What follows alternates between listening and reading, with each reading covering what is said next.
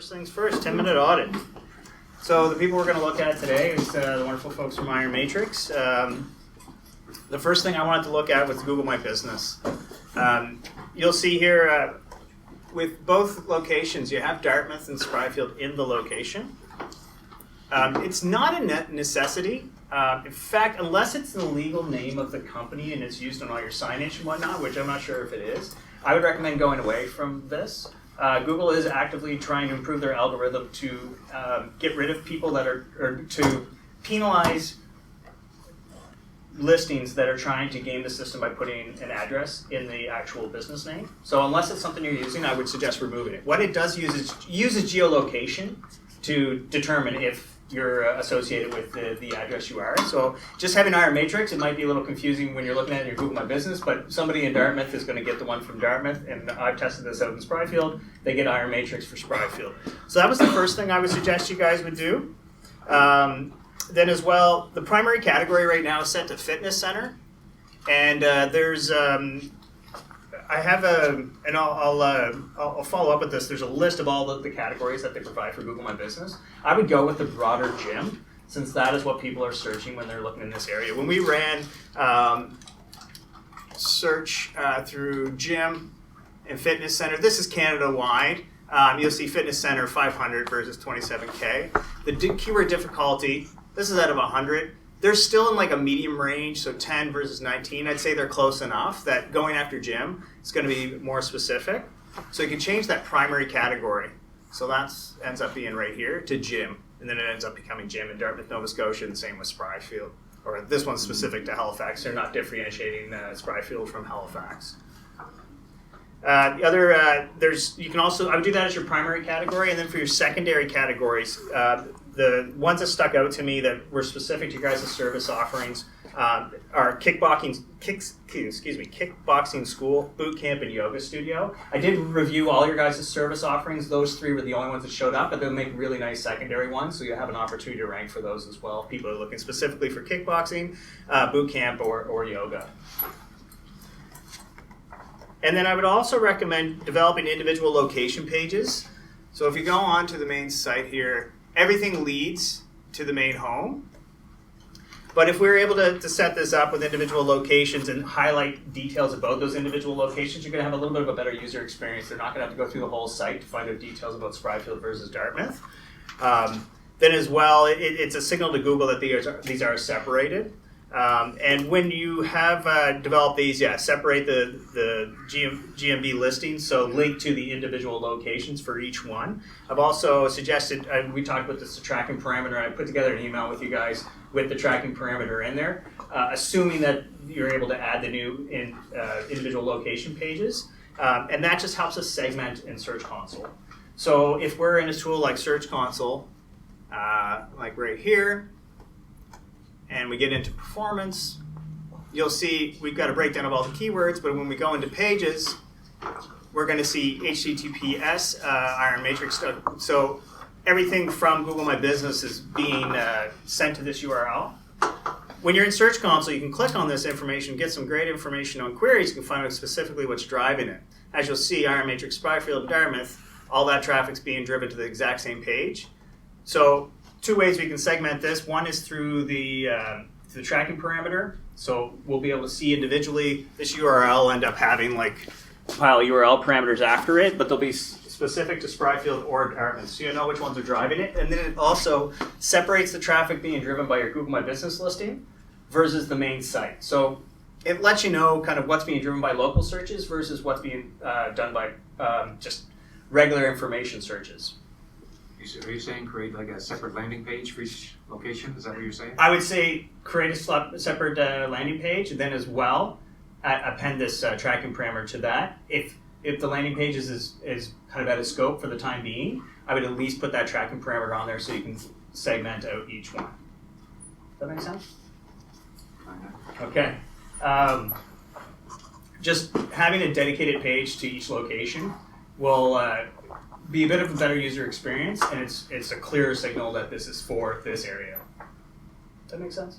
Yeah, but the reason it doesn't make sense to me now, because in the beginning you said you want to combine those two locations in Google My Business into one, so don't have IronMatrix Spryfield and IronMatrix Dartmouth.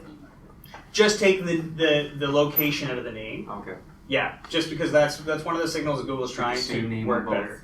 So just have them both Still named two IronMatrix. entries. It just might be a little confusing for you in Google My Business until you see the difference between the two.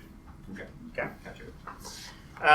And I'd say continue collecting reviews and monitor the listing for opportunities to answer questions. That's just general Google My Business practice.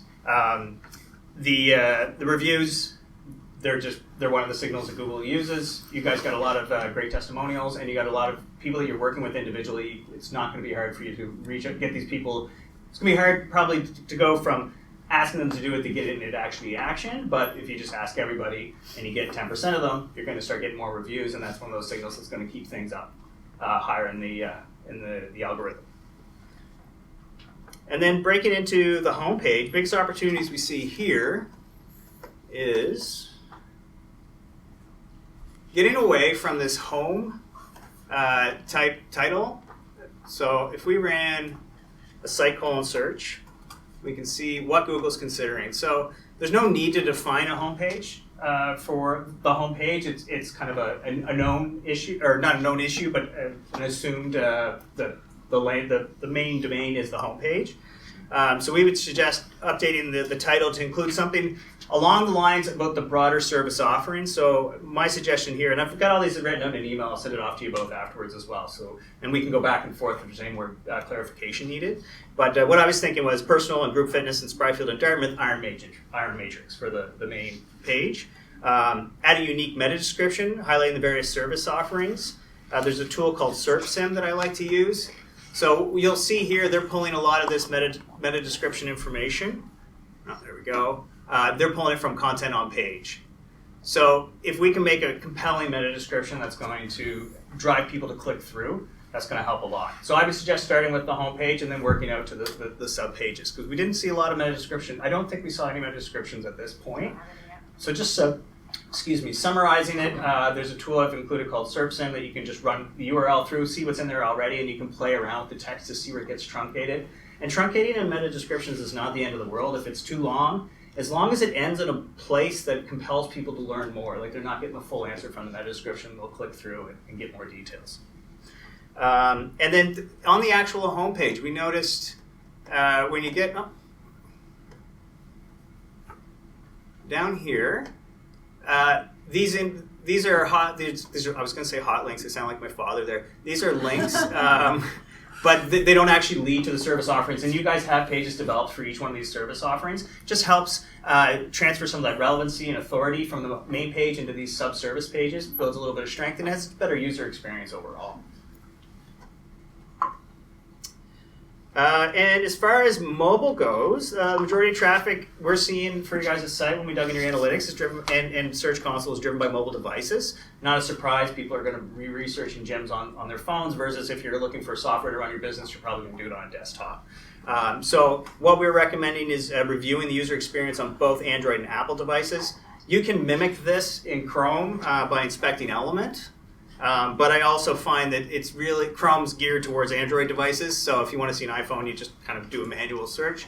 If you inspect the element here, and then you guys can't see off screen, there's a pile of code, and those of you that are familiar with HTML, it just looks like your viewed source.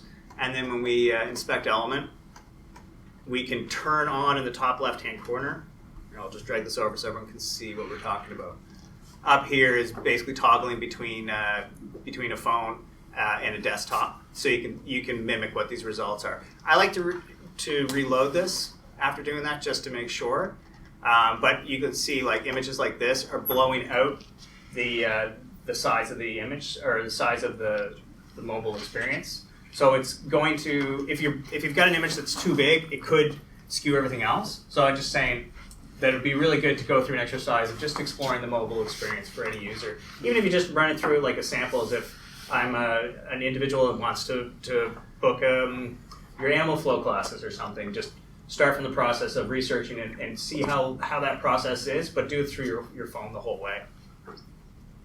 We also noticed there's sometimes I've seen this go over the phone number, so the icon's over that.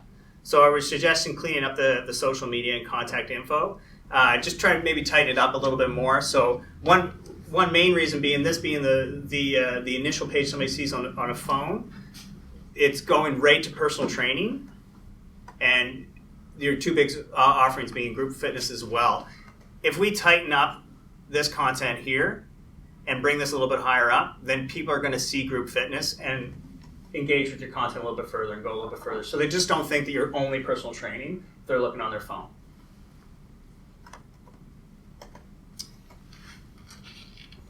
And I'd also recommend it, and I noticed this earlier, I haven't worked with a lot of gyms, so I don't know how much you guys want to bring your social media up to the forefront.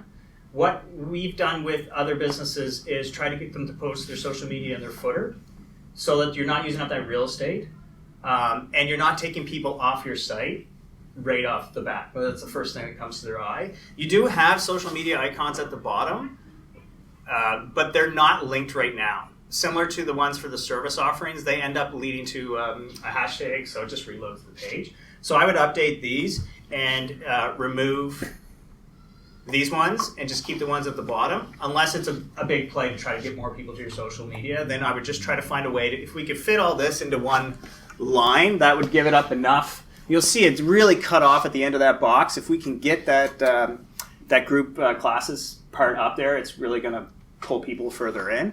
So any way you can tighten that up. Mike, is that phone number clickable?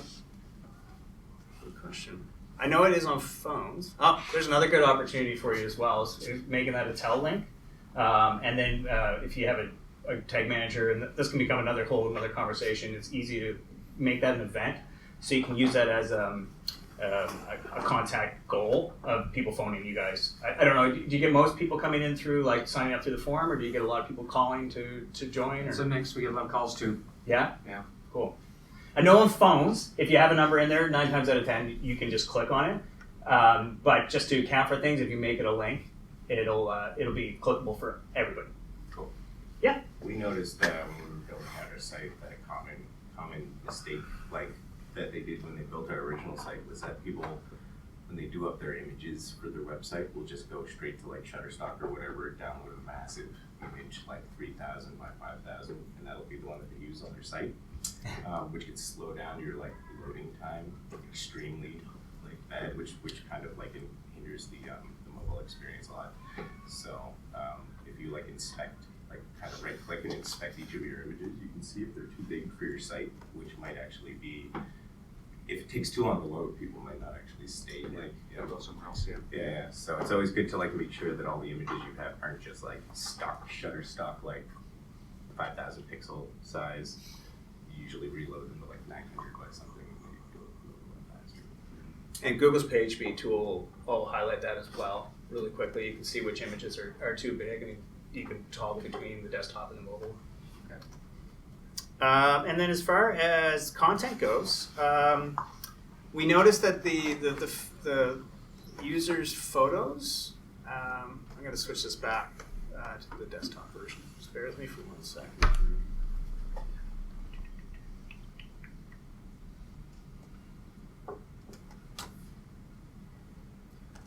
So we had a lot of broken broken pages. So I think you guys both have bios developed, but the individual instructors, it just loads back on. Yeah. So either removing the link or creating pages for people. I know it's probably an interim thing where you just haven't got all the information put together and you're trying to put a placeholder in there so you know where it's going to be and how it's going to look and whatnot. Just something to pay attention to. So it's just self-referring links. They're not really doing a whole lot for you. So having more content for people to digest. The YouTube clips for content would be really great way to start creating blogs that rank. There is a blog on here. I don't know if you're aware of it, where to begin.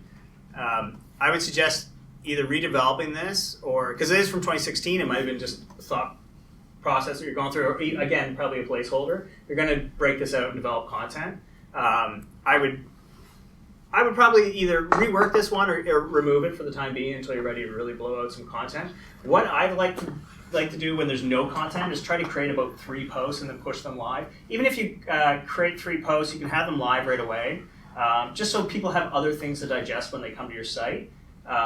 You could publish one and then publish a second one. Then when you get to your third one, start doing your push on social media. So you're getting people onto your site for specific things, specific pieces of content. But at that point, they have other things to explore. So you're not just getting the one hitters that are just coming in and leaving after they've digested your content. You're trying to drive them a little bit further into your site. How are we doing on time here? Okay, we got a couple more minutes here. I have a bunch of other notes, and I'll send you guys all the notes. So if you have any more additional questions, some of them get a little bit more technical. I had my technical SEO go through and just do a crawl of the site to find any broken links, any pages where we see some opportunities. We got a little bit more involved in some content. I think there's some great opportunities for YouTube content. You guys have a bunch of YouTube content, if I remember correctly, already, highlighting different skills. Any way you can repurpose that and bring it into the posts, either creating content about the correct way to do things. I'm sure everyone throws a kettlebell wrong, and if you saw it, you could probably pick it apart really quickly. Versus, and I've seen people publishing kettlebell, check my technique for kettlebells, and yeah, YouTube I think is a great opportunity for you guys, and you guys are already blowing some content out there, but then repurposing that content on the blog. Then as well, see, there's a couple broken links within the navigation. If I remember correctly. Sports team, training, online training, and then as well the add to cart button all seem to they all go to pages that don't exist at this point. I would remove these for the time being until you're ready to develop the content and then put them up there. Because right now you're creating a broken link, and it's early on. And if you think of the bot's like a robot, it's just going through line and line of code. When it hits broken things earlier on, it's a signal to it that it's, okay, this isn't half done. I should probably come back and check this a little bit later. I don't know exactly how the algorithm works. It's all kind of a hypothesis because Google keeps their hands pretty close. But just something to really consider is if you have any broken links, if you have any content you're going to develop later, and you know where you want to put it, I appreciate if people want to see where it's going to be, but this is your final product out to the world. You want to remove that as much as possible. And yeah, I had a handful of other more technical things. I think anything where you can develop some authority and backlinks. So blog content's another great example. You guys, you're developing programs and training people anyway, and it sounds like there's plans to do an online program at some point. Lots of great content that can be developed there. Lots of great lead content where you're kind of teasing people in and going from there. So it'll take about 5 minutes right now because we're at 12. And do you guys have any questions about that? I think that's going to keep us busy for a little while. Okay. You haven't even seen the rest of it. It's not horrible either. It's not it's pretty normal. Your guys the status of that site is pretty common. So I wouldn't say you're behind the wave at all. It's just you're gonna have an itemized list to go through. And I'd love to catch up with you guys in 3 months to see how far you got and what kind of traction you're seeing from it as well.